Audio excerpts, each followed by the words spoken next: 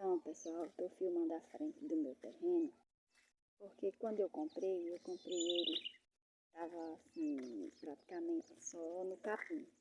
Aí meu projeto era reflorestar. Então, reflorestei a frente, parte da frente, né? E fui plantando. E aqui são árvores, tudinho, todas essas árvores aqui foi que plantei. Reflorestando, porque eu gosto demais de ver um ambiente verde. Então aqui é a entrada do meu terreno. É 3 tarefas de terra só. Tem um cantinho bom para me reflorestar. Um espaço que tenha bastante verde. Hoje faz 4 anos que ainda estamos reflorestando, né? Aqui é minha casa.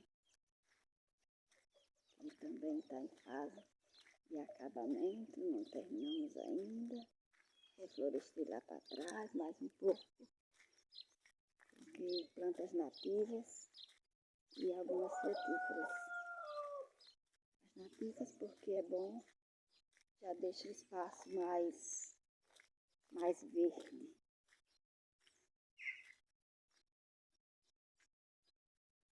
Tem bastante árvore grande ao redor.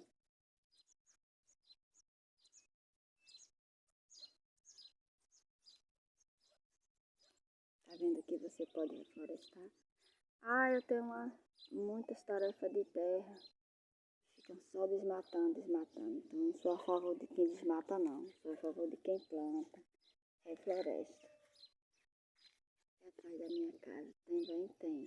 Depois eu vou fazer outro vídeo. Continuando.